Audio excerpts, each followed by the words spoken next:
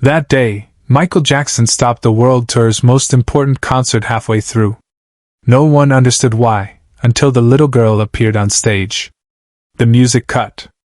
80,000 voices silenced in an instant. Michael Jackson stood frozen center stage, one hand raised, the other clutching the microphone. His head tilted slightly, as if listening to something no one else could hear. The band behind him stopped mid-note. Confusion rippled through the massive arena like a wave hitting shore. And then he did something that would echo through history. 3 months earlier, Emma Rodriguez sat in her hospital bed at Children's Memorial, staring at the white ceiling tiles she had memorized. Leukemia had stolen her hair, her energy, her childhood. But it hadn't stolen her voice. Every night she sang, "Heal the World," on loop, clutching a worn cassette player her father had given her before he died. The nurses knew her ritual. 8 p.m. Every night. The same song. "Why that one?" a new nurse asked one evening. Emma's answer was simple, devastating. "Because my dad said Michael Jackson sings to make people feel less alone." Her mother, Maria, worked 3 jobs to cover what insurance wouldn't. She rarely slept. When she did, it was in the chair next to Emma's bed, her hand wrapped around her daughter's. But what happened next would change everything. And it started with a letter Emma never thought anyone would read. The letter was simple. Childish handwriting on hospital stationery. "Dear Michael Jackson, I know you're busy saving the world, but could you save me too? Just for one song." She never mailed it. She tucked it under her pillow, a secret wish she was too afraid to speak aloud. But her nurse found it during a sheet change. And that nurse had a sister. And that sister worked in event management. And sometimes, the universe conspires in ways we don't deserve but desperately need.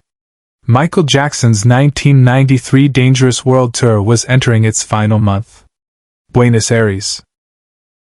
3 sold-out nights. 80,000 people per show. The logistics alone were staggering. But Michael had one non-negotiable rule embedded in every tour contract: hospital visits. Not photo ops. Real visits. "I don't want press," he told his team. "I want time."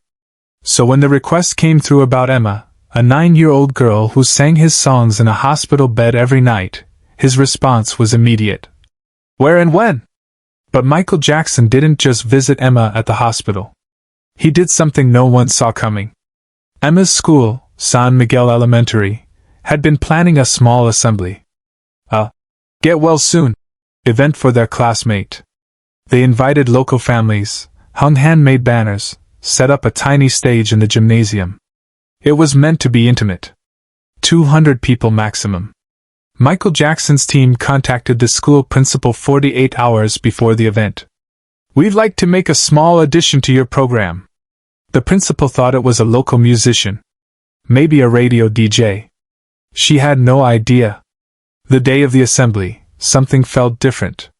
The principal noticed unmarked vans outside. Men in suits talking into earpieces. But she was too busy managing crying children and concerned parents to ask questions. Michael Jackson arrived backstage through a service entrance. No announcement. No fanfare. He wore a simple black shirt, his trademark armband, sunglasses. He asked to wait in the storage room until the moment was right. "I want to hear her first," he said. Emma sat in a wheelchair at the front of the gym, surrounded by classmates, holding flowers and cards. Her mother stood behind her, hands on her daughter's shoulders, barely holding back tears. The music teacher started playing "Heal the World" on an old keyboard. The children began to sing. Emma's voice, weak but determined, rose above the others. And backstage, Michael Jackson closed his eyes and listened. That's when he walked out. No introduction. No warning. Just Michael Jackson, stepping onto a school gymnasium stage in Buenos Aires, walking toward a little girl who couldn't believe what she was seeing. The room erupted. Screams. Crying. Chaos. But Michael only looked at Emma. He knelt in front of her wheelchair. "I got your letter," he whispered. Emma's face crumbled. Tears poured down her cheeks. You read it? Every word. And then Michael Jackson did something that made 200 people forget how to breathe. He took off his armband. The one he wore at every performance. The one that meant something to him. He tied it gently around Emma's wrist. "This is yours now," he said. "And every time you feel alone, you look at this and remember, you're not. You're never alone." The gymnasium was silent except for the sound of crying. Parents. Teachers. Children. Everyone. Michael stood and turned to the music teacher. "Can we start that song again?"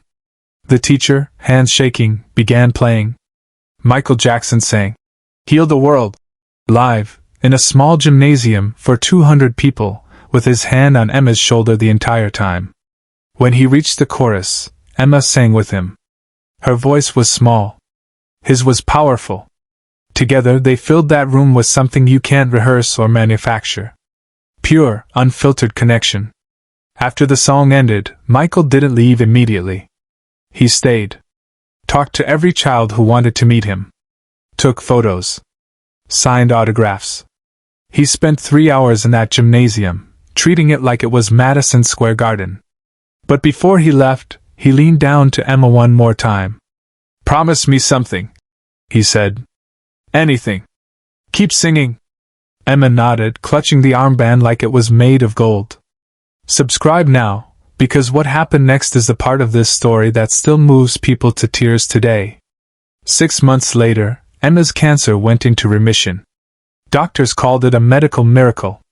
Her mother called it answered prayers. Emma called it Michael. She never took off the armband. Not during treatment. Not during recovery. Not ever. Years later, when journalists asked her what she remembered most about that day, her answer was always the same. "He didn't look at me like I was sick. He looked at me like I mattered." Michael Jackson never spoke publicly about that visit. No interviews. No press releases. It wasn't part of his tour documentary. There's barely any footage from that day because he requested no professional cameras. But Emma kept every photo. Every newspaper clipping. Every handwritten card her classmates made. And she kept singing. By the time she turned 18, Emma had become a music teacher herself. She taught underprivileged children in the same Buenos Aires neighborhood where she grew up. Every year on the anniversary of that assembly, she held a free concert at San Miguel Elementary. She called it the Armband Project. She told Michael Jackson's story. She sang, "Heal the World." And she reminded every child in that room that one person's kindness can change a life. Michael Jackson passed away in 2009.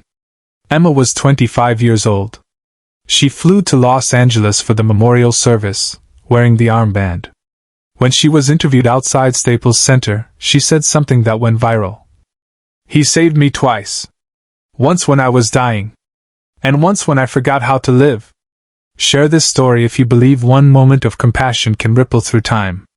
Subscribe if you want more untold stories that remind us why music and humanity will always be connected. But there's a part of this story most people don't know. A detail that remained hidden for years until Emma finally spoke about it publicly in 2018. The night before Michael Jackson arrived at San Miguel Elementary, Emma had given up. She told her mother she was tired. That she didn't want to fight anymore. That maybe it was time to let go. Maria held her daughter's hand in that hospital room, crying silently, knowing she couldn't force her child to keep suffering. "What would make you want to stay?" Maria whispered, desperate for any answer. Emma's response broke her mother's heart. "I just want to meet him. Just once. Even if it's in heaven." Maria called the school that night. She told them Emma might not make it to the assembly. That her daughter was slipping away. That the doctors were preparing them for the worst. The principal made a phone call she wasn't supposed to make. She contacted Michael Jackson's team directly, breaking every protocol, and said 4 words. "She's running out of time." Michael Jackson was scheduled to rehearse the next day. A stadium full of technicians waiting. Millions of dollars in production on hold. He canceled everything. "Get me to that school," he said. "Now." When Michael Jackson walked into that gymnasium the next morning, he wasn't just surprising a fan. He was answering a dying girl's final wish. Emma didn't know any of this backstory until years later, when her mother finally told her the truth. When Emma learned that Michael Jackson had rearranged his entire schedule, that he'd fought with his management team, that he'd insisted on being there no matter the cost, she understood something profound. He didn't come because it was convenient, Emma said in that 2018 interview, tears streaming down her face. He came because a little girl was dying, and he refused to let her die feeling forgotten. But the story gets even more incredible. Because what Michael Jackson left behind wasn't just an armband. 3 weeks after the assembly, a package arrived at Emma's hospital room. No return address. Just a simple brown box. Inside was a handwritten letter. Michael Jackson's handwriting.